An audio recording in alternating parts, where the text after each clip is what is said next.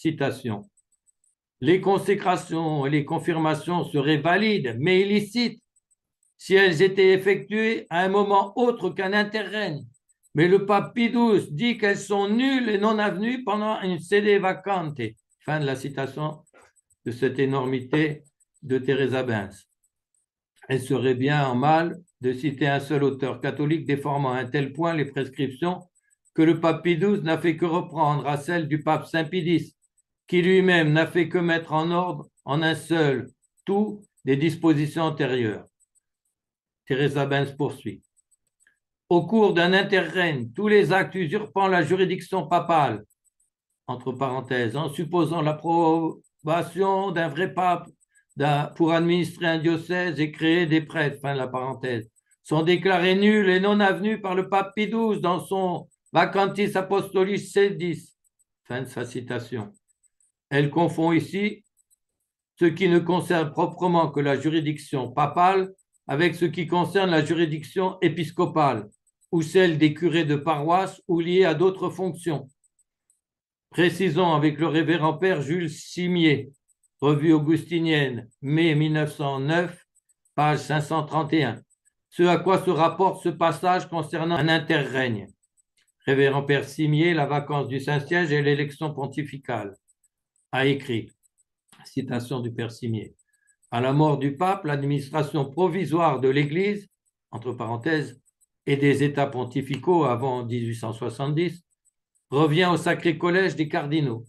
Mais il n'hérite nullement des pouvoirs ou de la juridiction du pontife défunt.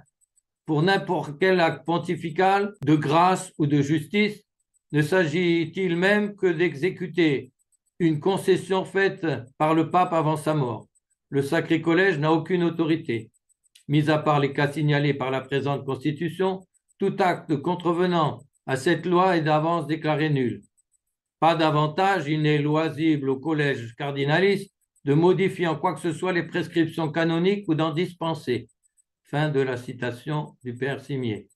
Rien à voir donc avec la juridiction ordinaire attachée par le droit aux diverses fonctions en l'ensemble de l'Église.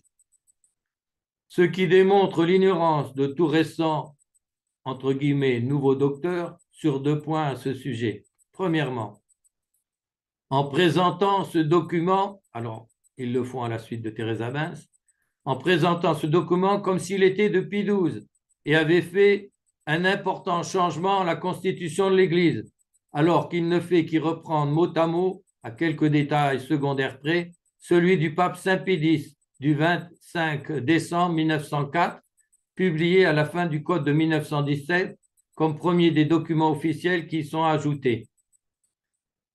En outre, comme pour l'immense labeur de préparation de ce code, fait sur l'injonction de ce même Saint Pontife, la préface de ce document précise qu'il n'est qu'une mise en forme ordonnée des documents antérieurs à ce sujet. Ce que Civis Pacem a démontré de façon incontestable pour le premier paragraphe que reprend ici, à un mot près, sacré, les termes de la Constitution de Pie IV, commençant par ces mots « Intelligendis » du 9 octobre 1562. Ce texte n'est donc pas une nouveauté. Et c'est précisément celui que Teresa Benz et ses suiveurs prétendent depuis 12 et présentent comme tout récent et ayant changé de façon importante la discipline de l'Église durant un interrègne pontifical.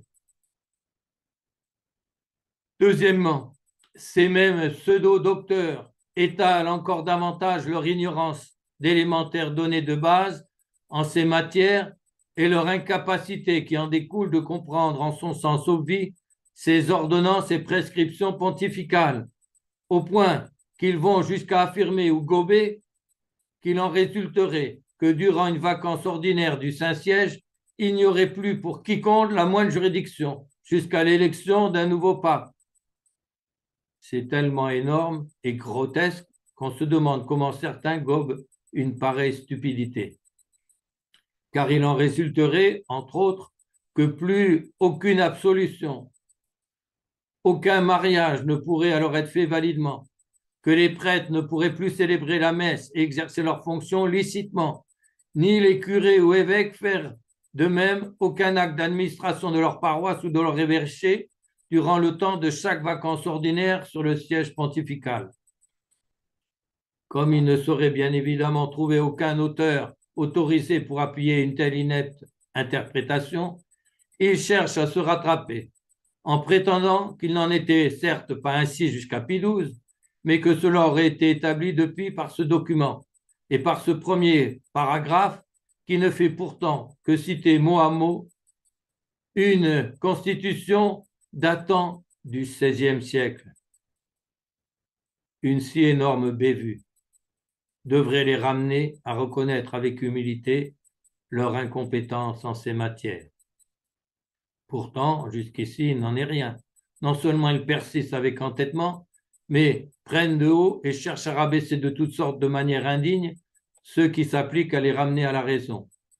Que Dieu daigne les prendre en pitié, et à défaut que les plus acharnés et obtus n'y reviennent, qu'il aide certains impressionnés par leur ton péremptoire à saisir enfin avec qui ils ont affaire.